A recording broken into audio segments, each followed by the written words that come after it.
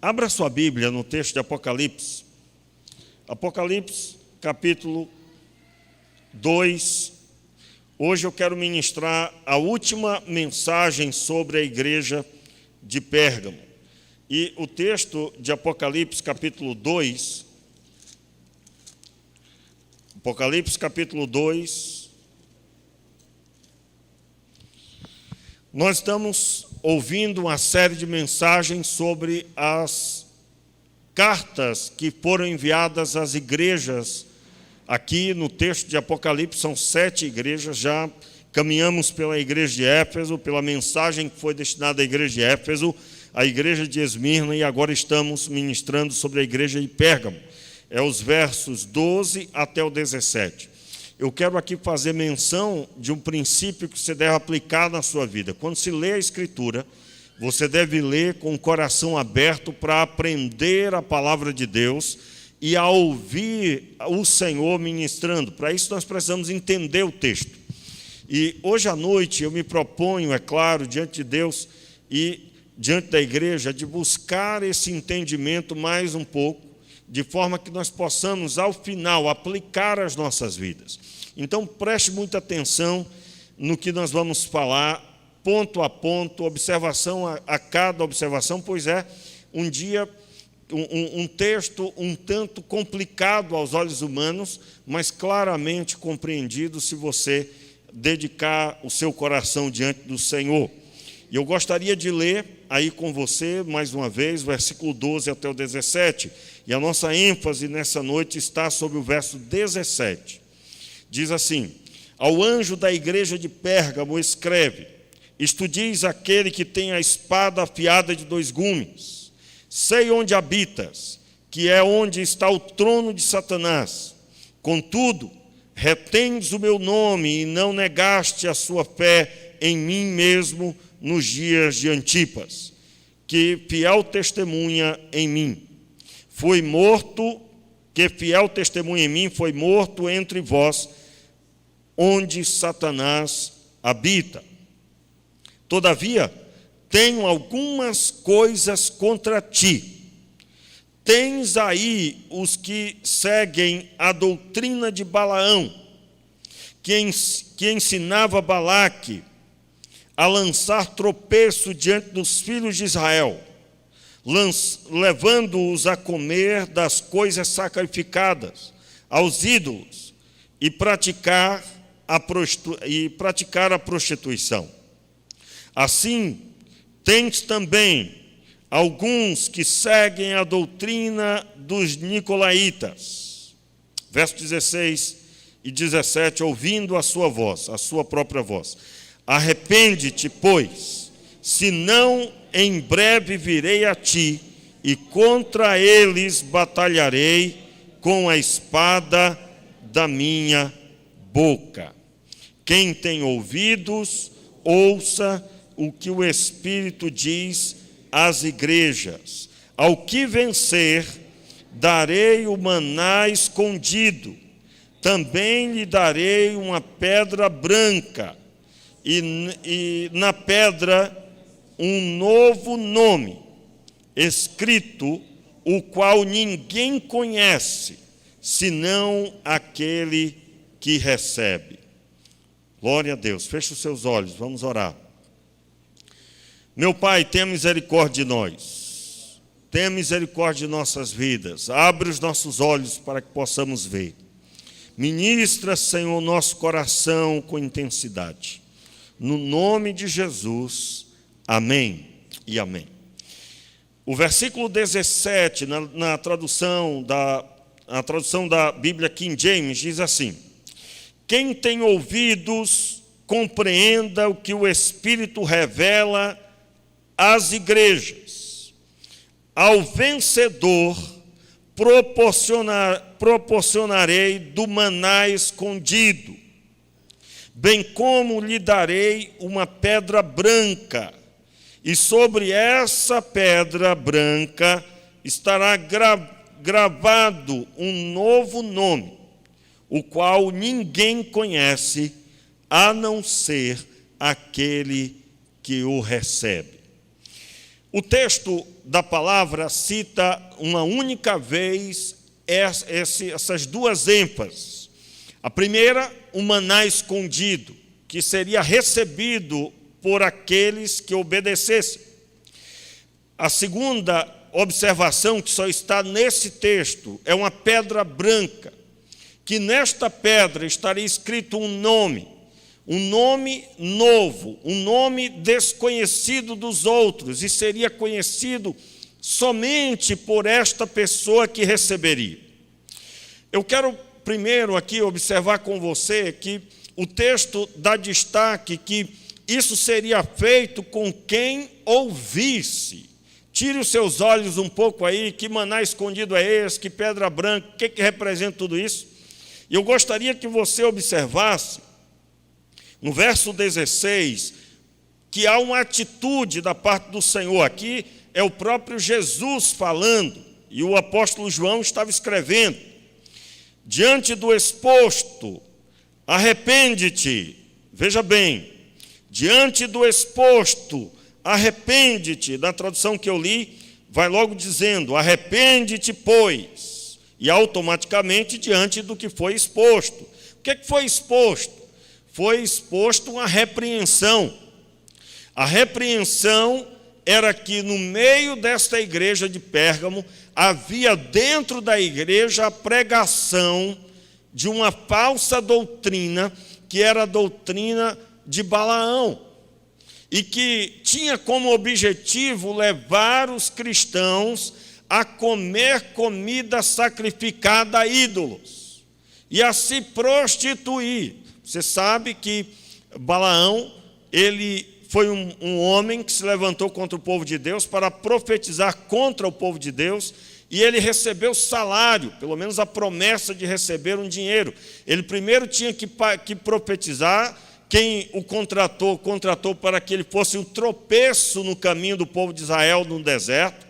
O povo estava a caminho de Canaã, no Antigo Testamento, e nesse momento ele não consegue, durante vários episódios, ele tenta profetizar mal ao povo de Israel, para que eles se dessem mal, e Deus mudava sempre as palavras. Deus interviu no caminho dele, fazendo o animal que o carregava falar, e falar que ele estava num caminho de morte. O animal via um anjo com a espada desembainhada, e o animal ia para um caminho contrário àquela visão que ele via, com medo do anjo que certamente mataria Balaão. Veja que a consciência do animal era muito maior do que a do próprio Balaão. Balaão ousou se levantar contra o povo que foi liberto do Egito pelo próprio Deus.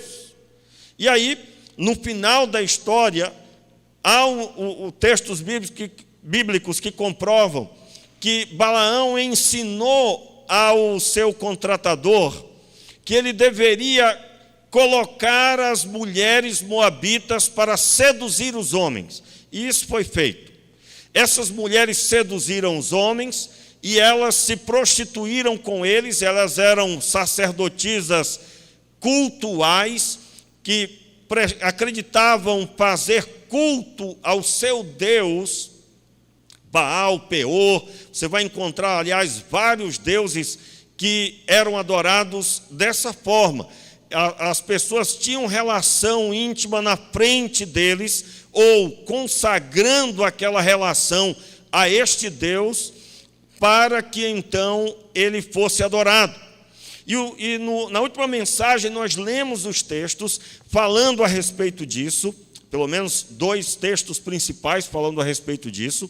Nós iríamos abordar um pouco do Novo Testamento para comprovar que isso no Novo Testamento continua, tanto no texto de Judas como no texto de Corinto. Porém, nós só citamos aqui o texto, não fomos a fundo, até porque eu entendi que já estava bem satisfatório para aquela noite. Se você quiser acompanhar, você pode no canal da igreja encontrar lá a última mensagem, ou na página do Facebook, a última mensagem. Mas basicamente aqui há um confronto da parte do Senhor, porque aquelas práticas antigas, elas estavam agora buscando implodir a igreja. implodir a igreja, de dentro para fora, assim como no Antigo Testamento o alvo era implodir o povo de Israel de dentro para fora. Como assim? A única forma de fazer parar o povo de Israel era se eles quebrassem a aliança. E aí, quando eles se prostituíram com aquelas sacerdotisas cultuais, o próprio Deus teve que repreendê-los, e foram mortos muitos homens, tanto de praga como por ordem do Senhor, que deveriam ser mortos, como castigo pelo que tinha acontecido. E o texto mostra claramente que era o mal entrando de dentro para fora. Volto a repetir, é uma implosão. Implodir é quando você gera algo que destrói de dentro para fora. E até hoje isso pode acontecer, e é tanto que o próprio Deus adverte aqui na carta que era endereçada a Pérgamo. Se essa igreja ela caminhasse por aquela mesma prática de Balaão, que Balaão havia orientado a que fosse o povo de Israel seduzido, essa da mesma forma iria destruir a igreja de Pérgamo. Nós citamos aqui um pouco na última mensagem sobre a seriedade de entendermos que não devemos ser guiados pelos prazeres. Veja que o pecado sempre vai querer que você satisfaça o anseio do corpo, seja através do comer, seja através da atividade sexual deturpada, porque a relação sexual é algo para ser realizado no casamento. Glória a Deus, aleluia por isso, que é uma bênção de Deus, o ato entre um homem e uma mulher que se amam e que se casaram genuinamente diante do Senhor. Agora, o mal do pecado sempre vai permear para deturpar o que Deus instituiu. Sempre a deturpação. Se você vai consagrar a sua vida, você então vai consagrar jejuando, renunciando a um momento de prazer comendo a comida que você gosta, mas sempre você vai ter que renunciar a alguma coisa. Já a adoração, o pecado sempre vai querer colocar em primeiro lugar o prazer físico. Então a pessoa não abre mão do que come, não abre mão da comida, ainda que seja para consagrar ao Senhor a sua própria vida. Então, até hoje, uma pessoa pode caminhar desse jeito. E aqui no meio da igreja de Pérgamo, o convite era para que se tornasse uma igreja que faz parte do culto, mas lá fora participa também das coisas consagradas aos ídolos. Na prática, a igreja de Pérgamo tinha pessoas dentro dela, aí eu estou agora resumindo, muito tempo de estudo, muita leitura das várias possibilidades, e eu vou resumir somando algumas delas. Em outras palavras, a igreja estava posta num lugar que era o trono de Satanás. Uma das possibilidades do porquê que Jesus chamou trono de Satanás é porque era um lugar que de toda a reunião era a sede, onde havia um governador que tinha um poder como que a representação do próprio imperador em toda a redondeza. Era o único lugar que o imperador, que o cônsul, poderia matar sem explicar o porquê, só mandando matar. Ah, pastor, mas Roma podia fazer isso a hora que quisesse. Não podia não, querido. Não podia. Tanto é que Jesus, para ser morto, teve que ser julgado. Aliás, Roma tem no direito, nas suas regras a serem aplicadas para julgar uma pessoa criminosa, é exemplo até hoje, em comparação com os outros povos, da sua dinâmica. Para você ter uma ideia, até mesmo a origem da república que nós vemos hoje é oriunda do direito romano. Havia um senado que representava o interesse do povo e que trabalhava para que o imperador não fizesse nada que fosse prejudicar o povo e sim beneficiá-lo. Agora, nesse lugar havia tanto organização de templos, por exemplo, o templo de Zeus, ele tinha um altar que tinha um desenho semelhante a um trono. Essa é uma das possibilidades porque Jesus chama de trono de Satanás aquele lugar, e era o maior templo de toda a região. Era também, em determinado local, uma colina, uma parte alta da cidade. Se você se posicionasse ali, você ia ver que a organização arquitetônica dos templos gerava um desenho de um trono. E era um desenho feito só com templos de adoração aos deuses. O maior templo de adoração ao imperador estava em Pérgamo. E Jesus reconhece esse lugar como um lugar que era trono de Satanás. E, é claro, endereçado por causa da idolatria. E quem que estava lá nesse meio? A igreja. E os indícios históricos do que estava acontecendo era que ao sair e chegar aos cultos, as pessoas eram assediadas para participar da igreja, mas também fazer um meio termo com a adoração dos ídolos. Era mais ou menos essa a fala desses irmãos internos da igreja. Depois terminava o culto, chegava, conversava e dizia: olha, rapaz, você não precisa desagradar o imperador. Há registro de pessoas que poderiam ser presas e até mortas por desagradar o culto ao imperador. As pessoas eram convidadas a participar dos cultos e dos sacrifícios. E aí quem é que estava no meio dessa situação? Os cristãos. E aqui o Senhor está dizendo: olha, vocês precisam ter o pulso firme com tudo isso. E aí, observe, o versículo 16 diz: arrepende-te, pois, senão em breve virei a ti. Repita aí comigo, meu irmão. Arrepende-te, pois, senão em breve virei a ti, e contra eles batalharei com a espada da minha boca. Entenda bem, o texto bíblico está dizendo que o Senhor Jesus, ele vai vir com a espada só contra o povo que estava desobediente. É isso que a Bíblia está dizendo? É isso? Ele vai vir com a espada só contra quem estava dando ouvidos a essas práticas. É isso? Sim ou não? A igreja também ou não? Não, pastor, a igreja é maravilhosa, nenhuma condenação há para os que estão em Cristo Jesus, né? Os que fazem parte da igreja. Não, não. O texto está dizendo que ele vai vir sobre a igreja e sobre os desobedientes. Vamos reler aí, agora eu quero ler em outra tradução. Diante do exposto, arrepende-te. Caso contrário, logo virei a ti e contra eles pelejarei. Então aqui, a espada de dois gumes, que o Senhor Deus tem em sua boca, iria ser utilizada contra a igreja que fosse o quê? Que afrouxasse. Afrouxasse como? Não se arrependendo. Veja bem, irmãos, o versículo 13 diz: conheço o lugar em que vives, onde se encontra o trono de Satanás. Apesar disso, permaneces fiel ao meu nome e não renunciaste à tua fé em mim. Nem mesmo quando Antipas, minha leal testemunha, foi morto nessa cidade onde Satanás habita.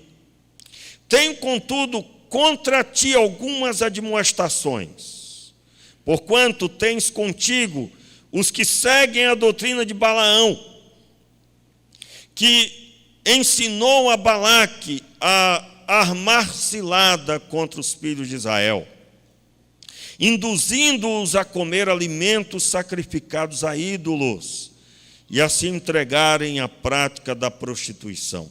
Veja bem, o Senhor Jesus diz assim: eu tenho, porém, algumas coisas, algumas admoestações, advertências, exortações contra você, que tens contigo os que seguem a doutrina de Balaão. Ou seja, a igreja sabia que tinha membros que estavam seguindo isso e continuavam membros da igreja. Aliás, irmãos, essa dificuldade aí no nosso tempo é de compreender isso aqui, né? Porque a pessoa, se ela for ler com os óculos do nosso tempo, da cultura aí do povo lá fora, ela vai dizer assim: meu Deus, que preconceito, né? A igreja não é para receber todo mundo, pastor. Na visão, se for ler esse texto com a visão cultural aí do povo do nosso tempo, Deus está sendo aqui, né, preconceituoso. Meu Deus, a igreja só pode ter um pensamento, ó. Não pode ter pessoas que pensam diferente. Se você entendeu assim, você está lendo de forma errada. Eu preciso ler a Bíblia com os óculos do próprio Deus. E Ele só dá essa visão a quem de todo coração se aproxima dEle. Quem vem a Ele com sede de conhecê-lo. Talvez seu coração aí travou, meu irmão. É porque você é mais político do que espiritual. Eu convido você a rasgar a política do seu coração aí fora. Porque se você for político e ler a Bíblia com a visão política, você vai ler o texto e não terá acesso à profundidade dele. Você vai ficar que nem os fariseus, que Jesus falava, pregava, e eles não entendiam nada. E aí eu estou falando para todo mundo, porque pode ser que você seja membro da igreja há muito tempo, você não entende nada da Bíblia. Quero deixar claro, irmãos, não confunda aí Deus com um professor de português, viu? Porque um dia chegaram para mim: pastor, eu não entendo essas palavras aqui. Eu digo: bem, você compra um dicionário, né? Compra um dicionário. O Espírito Santo não vai dar a tradução do dicionário, irmãos. Ele vai dar compreensão baseado na sua parte. Qual é a sua parte? Entender todas as palavras. Pegue caneta e papel, anote o significado das palavras. Ah, mas eu não tenho condições. Ore a Deus, Deus vai te dar condições. Não tinha jeito para a morte, Jesus deu. Diga amém aí, meu irmão. E largue a mão de ser preguiçoso. E murrinha. Porque, meu irmão, na hora de gastar o dinheiro, um monte de coisa você gasta, mas na hora de investir na sua vida espiritual, você não quer gastar nada. Que conversa é essa? Pastor, mas é pela fé e é de graça. Meu irmão, é de graça. Deus não cobra nada, mas Ele teve que pagar um preço caro, que foi do filho dele. Então, faça jus a esse preço. Se você tem alguma barreira de conhecimento lógico, o que significa sacrifício? O que significa sacerdote, sumo sacerdote? Você tem que investir aí para suprir isso. Dicionário Aurélio, dicionário português, dicionário bíblico, e assim investir. Após ter feito seu trabalho, o Espírito Santo aí entra em ação, te dando luz para você agora compreender as informações. O que é que nós estamos vendo desse texto? Nós estamos vendo que existia dentro da igreja irmãos que pregavam e viviam um meio termo entre a idolatria lá fora, entre o mal do pecado lá fora e a vida cristã. E o próprio Jesus estava dizendo: não pode continuar desse jeito. Verso 14, vamos continuar aí. Tenho, contudo, contra ti algumas admoestações, porquanto tens contigo os que seguem a doutrina de Balaão. Está claro ou não está? Eram membros da igreja.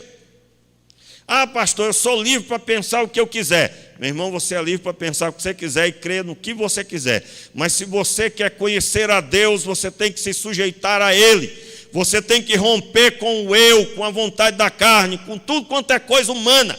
E você precisa perguntar para Ele como é que Ele quer. E isso está escrito na palavra de Deus. Quem buscar a sabedoria como ouro, como prata, essa pessoa vai receber esclarecimento. Ele vai olhar para você e vai iluminar você.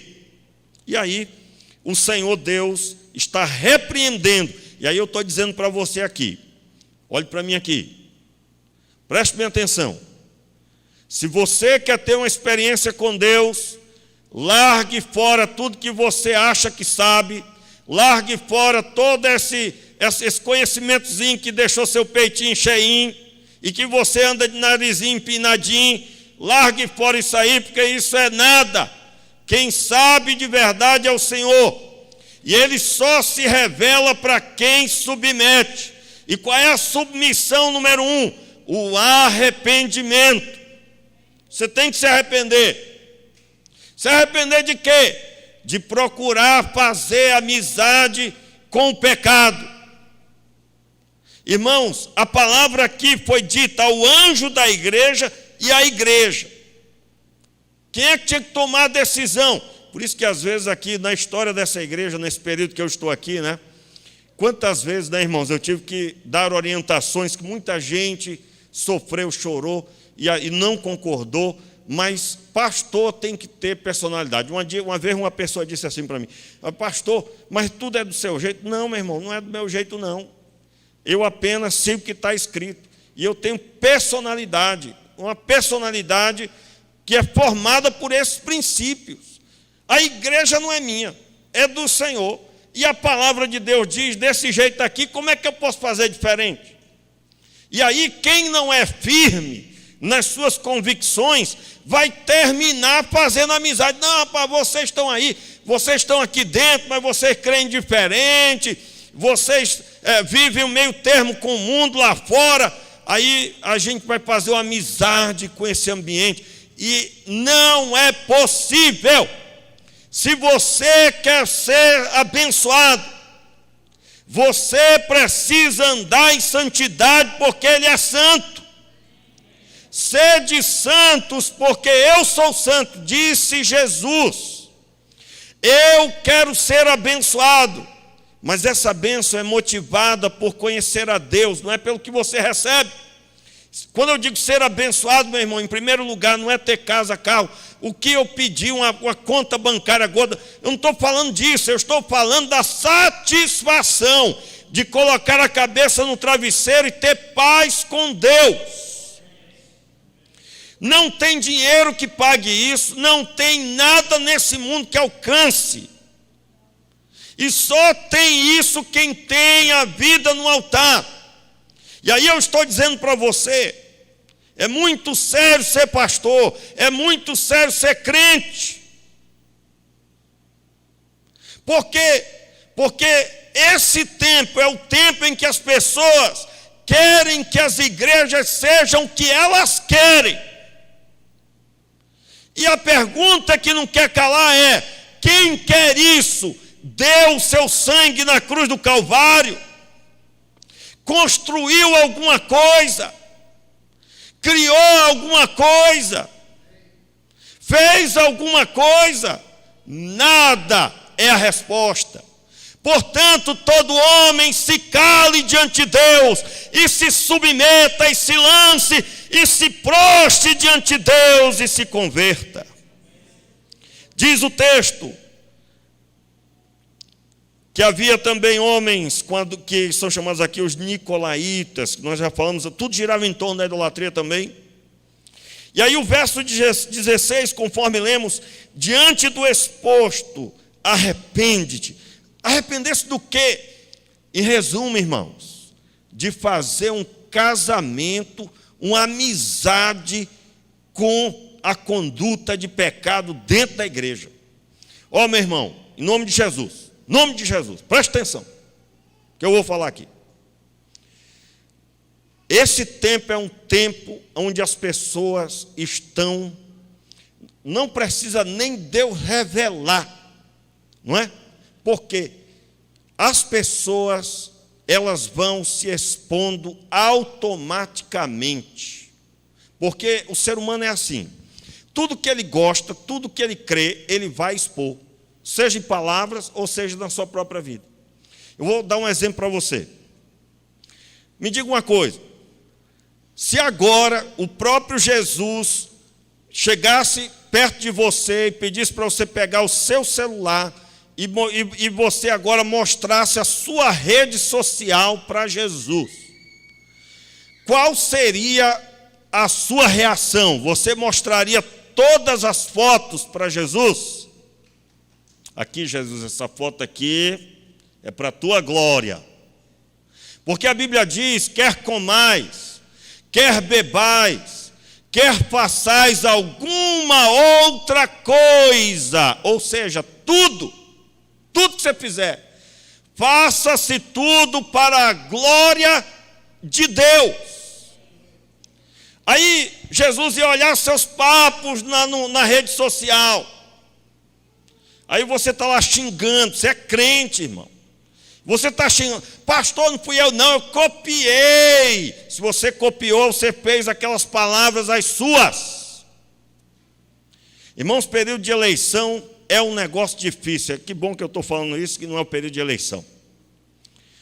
Porque o período de eleição é um negócio complicado, porque o que tem de irmão brigado entre si, brigando. E o negócio é tão feio, que nós crentes, nós temos um compromisso de sempre agir certo. E aí, você imagina um crente defendendo o que é errado. Aí um crente que crê nisso, vai lá e acaba discutindo. Não aconselho você a discutir. O apóstolo Paulo diz que não se obtém nada de bom com as discussões. Evite as discussões. E na época lá de Paulo, eram discussões sobre genealogia, sobre fábulas, sobre coisas que os cristãos, num determinado período, queriam inserir como fé autêntica e não tinha nada a ver com nada. Eu estou resumindo aqui da forma mais simples possível. Então, vou sair do foco, mas eu estou aqui dizendo para você o seguinte, que se você fosse mostrar a sua rede social, que é o que você crê, porque senão você não compartilhava, é o que você crê e o que você é, o que está lá. Jesus aprovaria suas fotos, seus textos, os assuntos que você briga a respeito, que você defende. Você poderia dizer que sua rede social glorifica a Deus. Você poderia dizer que suas fotos glorificam a Deus. Você poderia. Eu não gosto de dar detalhe, porque pode ser que alguém pense assim, né? Sempre, né, irmãos? Eu não mando em direta, meu Deus do céu. Não mando. Irmãos, quem me conhece de perto sabe, não mando direto. Se eu tiver que falar alguma coisa, eu chamo a pessoa. Aí, às vezes, dá exemplo, fica ruim, porque a pessoa pode achar que eu fui ver a rede social dela ou dele, né? Então, não vou dar exemplo. Eu estou dizendo da forma mais simples. Se Jesus agora, você fosse mostrar a sua rede social, ele aprovaria as suas publicações? Aí eu vou dar uma recomendação para você. Nesse momento, há pessoas em depressão. Nesse momento, há pessoas pensando em tirar a própria vida porque não conhecem Jesus. E você sabe quem é que deveria estar procurando essas pessoas? A igreja. E tem gente já fazendo para a glória de Deus. Eu já recebi 2 ligações telefônicas, aleatórias, de gente evangelizando. A pessoa disse, olha, eu sou um cristão e eu gostaria de orar por você, fazer uma oração e ler uma palavra. Irmãos, eu amei aquilo, que coisa maravilhosa, coisa boa. E eu acredito que aquela pessoa antes, ela orou, Senhor, essa pessoa que eu vou ligar, que seja abençoada. Você, meu irmão, é uma carta viva, que foi escrita com sangue. Eu estou aqui parafraseando com as palavras de Paulo. Nós somos cartas vivas para serem lidas pelos homens. Paulo disse isso para os irmãos de Corinto, mas que serve amplamente para a igreja num todo, é claro. Agora, quando essas cartas são lidas na rede social, o que é visto? É visto o corpo da pessoa. Aliás, irmãos, nesse dia da mulher agora, né, saiu uma propaganda, eu e minha esposa estávamos num local, aí saiu lá uma propaganda, e aí a propaganda, tentando exaltar a mulher, né, mostrou lá várias atrizes famosas e tal, e algumas meias sem roupa, e aí uma frase, aí eu digo, meu Deus, quem foi o sábio que escreveu essa frase? A frase dizia assim, mulher, como defini-la? Se não pelas curvas, aí citou curvas. Aí eu digo, meu Deus do céu, quer dizer que mulher é um corpo, então. Curvas. Aí falou de curvas pelo menos 2 vezes. Aí o pessoal celebrando. Mas também, né, meu irmão, o canal que gerou aquele negócio, só Jesus na causa. O canal capeta mesmo. Eu não vou dizer qual é, que você já sabe. Aí eu fiquei olhando assim, de quer dizer que mulher é só curva. Essa mulher não tem cérebro, não? E essa mulher não é inteligente, não? Que curva o quê, rapaz? Agora, por que é assim, meu irmão? Porque lá fora, no mundo, o que se pinta é isso. É o valor da pessoa pela prostituição, pela exposição física. A pessoa que é vista lá fora por meio disso, o ator, a atriz, pelo corpo, pela aparência, pela estética. Aí você imagina agora olhar para a igreja de Deus, indo pela mesma linha. Se interessa muito mais pelas coisas, pela aparência, do que a pregação do Evangelho. Meus irmãos, eu digo que se a glória de Deus viesse, como muita gente está pedindo, a pessoa, ao invés de ser cheia do Espírito, seria fulminada. Porque sobraria o quê do que crê e do que defende? Sobraria o quê? Então a pessoa pede que Deus venha, mas se Ele vier, meu irmão, vai ser que nem o texto de Malaquias. O que nós estamos precisando é de arrependimento, porque nós estamos deixando ir embora todo o tempo precioso. Meu irmão, coloque lá na sua rede social a palavra de Deus. Analise as pessoas ao redor que você tem aí que não conhece a Deus e que você tem acesso. Irmãos, meu coração dói bastante quando eu vejo essa exposição do externo e a exposição da palavra de Deus passa longe. E aí eu finalizo dizendo, não dá tempo, senão vou ter que pregar a quarta mensagem, né? Aliás, hoje é a quarta, vai ter que ter a quinta. Mas eu quero finalizar lendo o verso 17. Vamos ler o verso 16 também. Arrepende-te, pois, senão em breve virei a ti, e contra eles batalharei com a espada da minha boca. Antes de ler o verso 17, contra ti e contra eles batalharei com a espada da minha boca. Esse termo aqui significa que Jesus iria trazer julgamento sobre a igreja de Pérgamo, tá? Julgamento. É o mesmo termo que é citado lá no verso 12.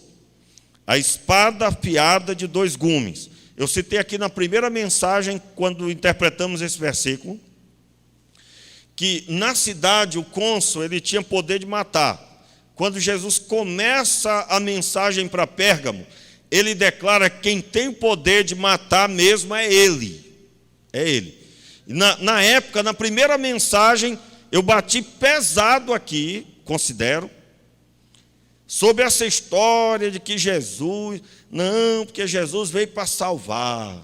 Ele veio para salvar. É verdade, ele veio para salvar. Mas isso não é orientação para ninguém se manter no pecado. Você notou isso? Porque há quem diga assim, porque Jesus veio para salvar, e ele me entende no adultério. Ele me entende na prostituição, e eu sei que se ele viesse aqui agora, ele iria se sentar comigo, como se sentou com os pecadores da época. Espera aí, meu irmão, desde quando você crê nisso? Você está doido? Você endoidou? Você perdeu a noção do perigo? Olha só, filho, Jesus deu o sangue dele para te salvar, te resgatar do pecado. Não para você vir, olhar para ele, tão bonitinho, aí volta para o pecado, a mesma prática do pecado. Eu sou da igreja, mas também sou aqui da cidade de Pérgamo. Eu sou da igreja, mas eu também participo disso, daquilo outro. Não foi para isso. Não foi. E se você ouviu eu dizer, você está doido, você ficou chateado, você já está dodói.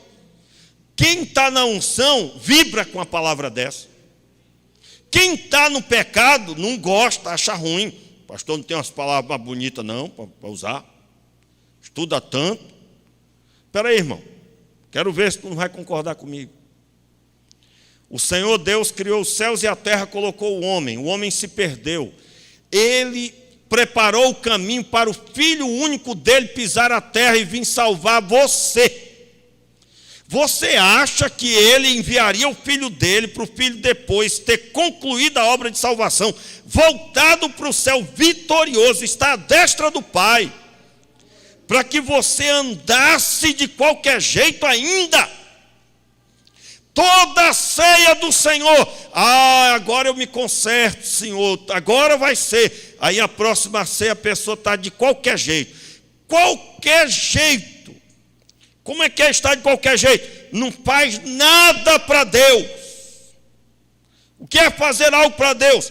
Irmãos, quando Deus me chamou para segui-lo, eu trilhei o caminho e obedeci todas as suas palavras.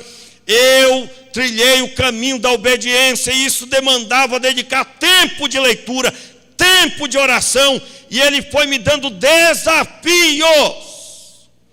E esses desafios eram dirigir congregações, discipular pessoas. Eu me lembro de períodos que eu tinha de manhã, de tarde, de noite, eu tive que largar tudo para ficar integral na obra de Deus.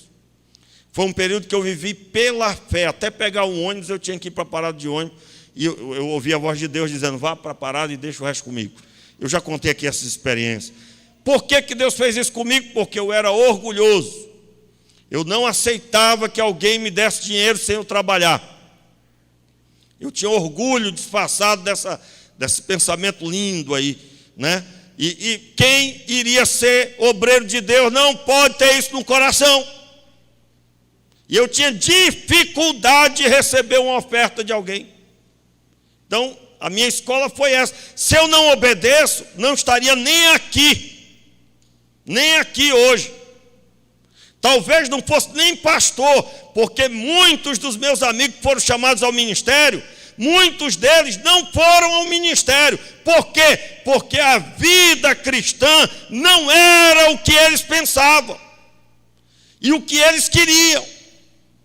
Se você é chamado ao ministério, meu irmão, você tem que estar disposto a obedecer.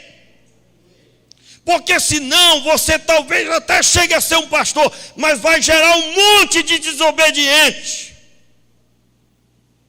E sendo fiel, tu ainda vai ter que conviver com uma situação complicada. O apóstolo Paulo viveu isso. Ele andou direitinho, mas tinha gente querendo matar ele. Ele andou direitinho, mas tinha falsos irmãos buscando destruir a vida de Paulo. Então, um crente sendo fiel ainda vai ter luta. E se ele é infiel, ele está agora no grupo da maioria. E aí o texto diz: quem tem ouvidos, ouça o que diz o Espírito às igrejas. Ao que vencer, darei do maná escondido. O que é que Jesus está dizendo? O texto está dizendo, maná escondido. Aqui, os dois textos, as duas citações, do maná escondido e a pedra branca, que tem um nome escrito que só quem recebe terá acesso a esse nome novo. As duas citações de Jesus falam de uma comunhão pessoal e algo que será dado àquela pessoa. Aqui não é algo para ser dito para Pérgamo ouvir, mas algo prometido para aquela pessoa fiel. Fiel como? Que não fizesse amizade com o pecado, que não aceitasse o seu melhor amigo influenciá-lo com a doutrina de Balaão, que não aceitaria a doutrina dos nicolaítas. Esta pessoa ouviu do próprio Jesus, eu vou dar o maná escondido. Uma das principais citações sobre esse maná escondido é algo a respeito do tabernáculo. Quando o povo terminou a caminhada no deserto, o Senhor ordenou que uma parte da última porção do maná fosse posto dentro de um recipiente, e esse recipiente era guardado dentro da Arca da Aliança. Havia um entendimento para os judeus da época, no tempo de João, que quando o povo foi para o cativeiro babilônico, o profeta Jeremias, ele pegou todos os utensílios, inclusive a Arca da Aliança, e ele escondeu no Monte Nebo, numa caverna, e essa caverna foi selada. Selada aí, meu irmão, é destruída mesmo, posta no chão e ninguém ia ter acesso. Havia o entendimento dos judeus da época que esse maná, que ninguém podia ver, pois estava dentro da Arca da Aliança, ninguém tinha acesso, e esse maná que provavelmente junto com a arca, junto com os utensílios do tabernáculo, que haviam sido guardados no templo, no período do cativeiro babilônico, o profeta toma estas coisas, é claro, estamos dando ênfase aí na Arca da Aliança em especial, e ele leva para um lugar, uma caverna, e ele esconde. Isso você vai encontrar em pelo menos 2 citações históricas do povo de Israel, que não estão na Bíblia, estão em textos apócrifos, mas também no registro histórico da história do povo. E esse maná escondido era como que o Senhor dizendo assim: aquilo que ninguém viu, que estava dentro do recipiente, ninguém podia ter acesso. As pessoas que fizerem o que eu estou dizendo, o que eu estou dizendo? Arrepende-te. Vocês estão no pior lugar, irmãos. Pérgamo, tudo indica, era o pior lugar da Ásia. Das 7 igrejas, era o pior lugar. O próprio Jesus chama de trono de Satanás. E ele agora diz assim: eu vou dar aquilo que ninguém teve acesso. Preste bem atenção, porque não é uma nova doutrina. Jesus não estava dizendo que agora o maná ia voltar para a igreja. Você não vai orar, Senhor, eu quero esse maná. Não, esqueça isso. Aqui Jesus está usando um simbolismo de que as coisas mais profundas, as coisas mais extraordinárias, o alimento genuíno, seria recebido por aqueles que fossem capazes de romper com tudo que ele havia dito. Irmãos, esqueça o maná aqui e observe que Jesus está entregando uma palavra pessoal. Aqui a ênfase é a comunhão pessoal. Comunhão pessoal. Eu estou aqui pregando para você. Eu vou revelar aqui um negócio que talvez você não saiba. Irmãos, quando dá 9 horas eu fico agoniado aqui. Porque eu gosto de terminar o culto no horário. Eu só não consigo. E eu não estou dizendo que o culto que vem vai ser 9h15 que vai acabar. Mas só estou dizendo que no meu coração tenho muito para ministrar. E o meu coração ferve quando eu estou aqui e muitas vezes antes. Já houve vezes aqui, com todo respeito, viu, Flávio, Genivaldo, quem estiver ministrando, com todo respeito, às vezes eu não consigo nem ouvir o cântico direito pelas coisas que Deus vai movendo no meu coração.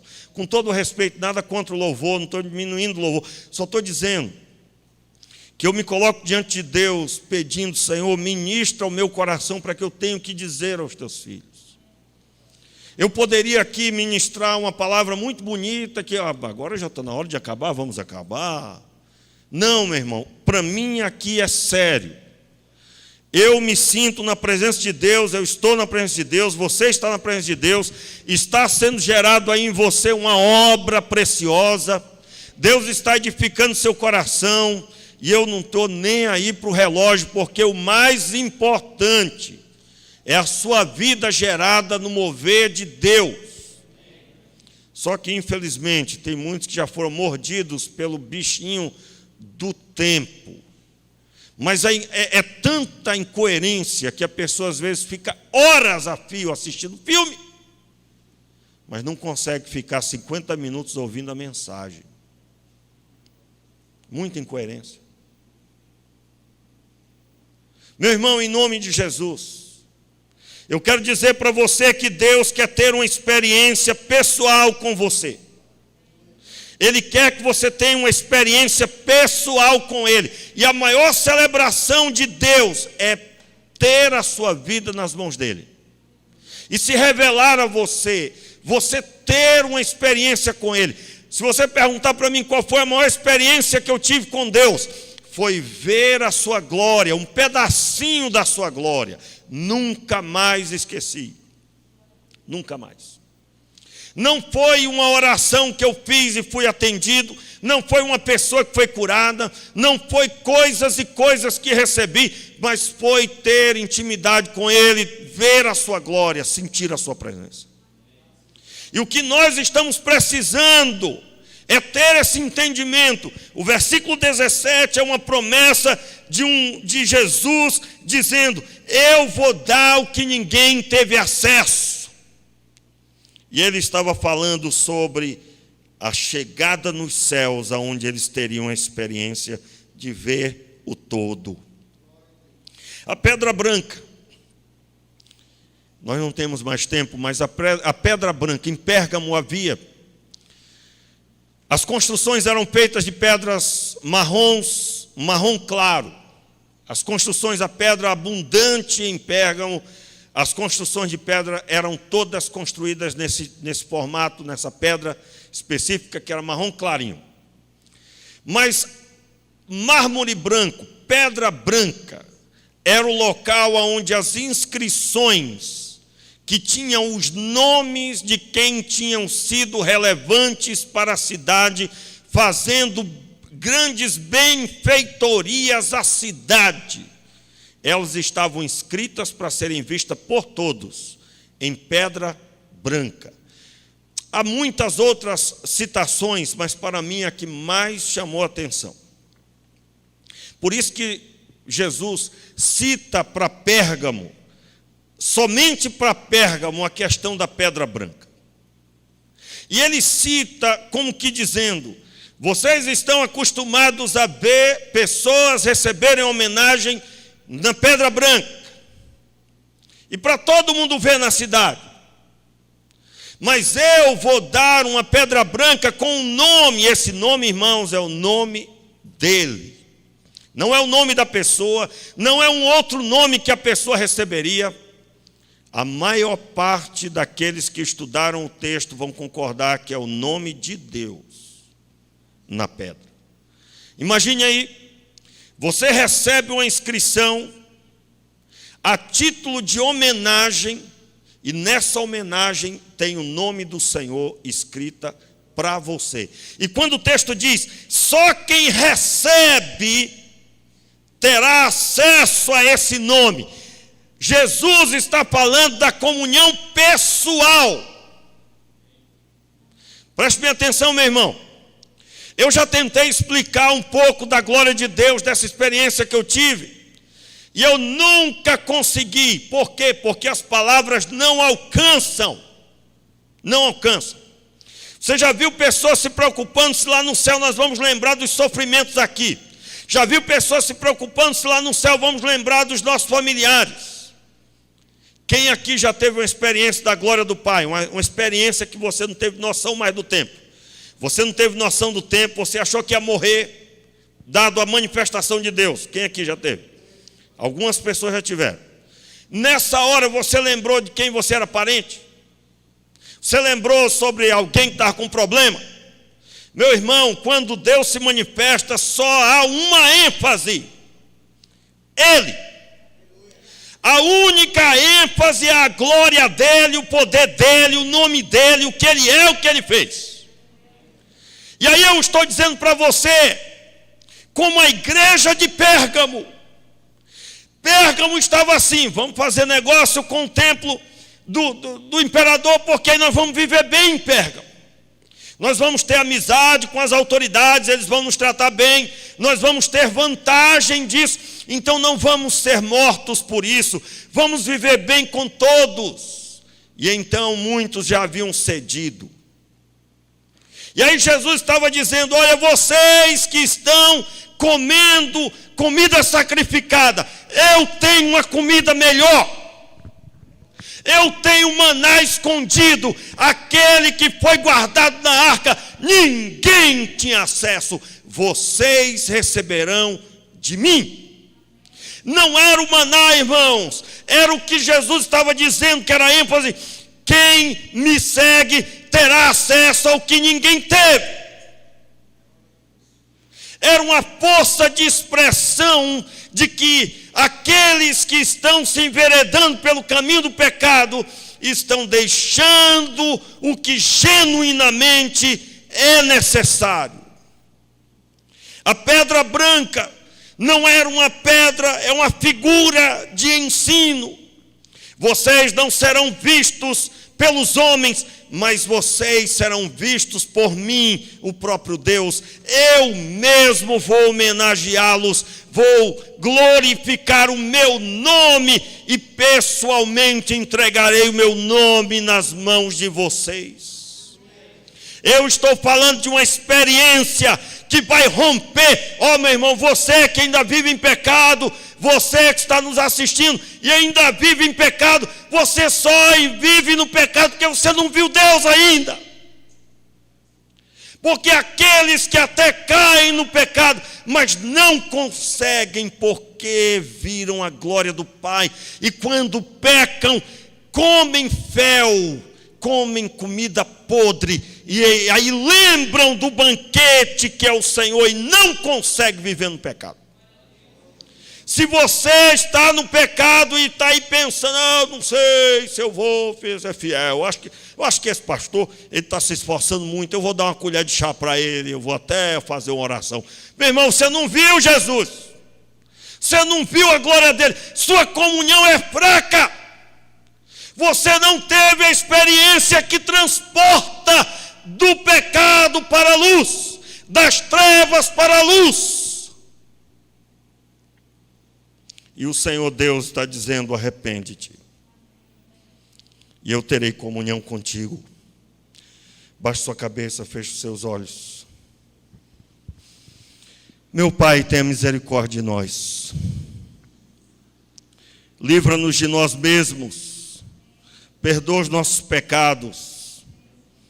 Nos mostra, Senhor, a Tua face. Senhor, nós te pedimos perdão pela prostituição, todo o pecado. Eu me identifico com os meus irmãos que estão em pecado. E eu te peço perdão, Senhor. Perdão pela prostituição, pela ida ao mundo e a conciliação com o mundo, e não há conciliação com as trevas. Senhor, ninguém pode andar em santidade e andar em pecado ao mesmo tempo. Ou está na luz ou está em trevas. Perdoa, Senhor. Nós reconhecemos a nossa pequenez e os nossos pecados. Nós te pedimos, lava-nos, Senhor. Se você hoje quer fazer um concerto com Deus, fique de pé no seu lugar. Se você hoje vai sair daqui dizendo: eu quero buscar a face de Deus, sai do seu lugar. Aliás, fique de pé no seu lugar, não vai vir aqui à frente, não vem aqui à frente. Só fique de pé no seu lugar. Há alguém no nosso meio que hoje quer dizer: eu quero buscar Deus de verdade a partir de hoje. Fique de pé no seu lugar. Ninguém, né, irmão? Ninguém quer buscar Deus. Eu acho que os irmãos não entenderam. Quem a partir de hoje quer buscar Deus para conhecer a Deus de verdade, fique de pé no seu lugar. Talvez você não estava fazendo isso, você vai passar a fazer agora. Se você já estava fazendo, fique de pé também, porque você vai ter que dizer isso todo dia. Feche os teus olhos e comece a consagrar a sua vida. O que é que vai ser diferente a partir de hoje? Pode dizer para Deus aí, pode dizer. Diga para Deus, o Senhor Deus está colhendo as suas orações. Diga para Deus: Senhor, eu lanço fora da minha vida isso aqui. E Deus vai receber a sua oração. Você vai passar lá na sua rede social e vai mudar tudo lá. Chega de idolatria, chega de pecaminosidade.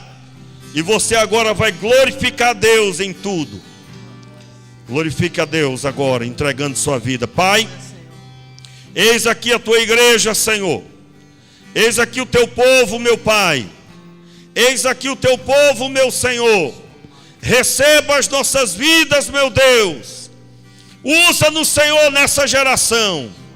Usa-nos, Pai, para a glória do Teu nome. Em nome de Jesus. Amém. Levante as tuas mãos.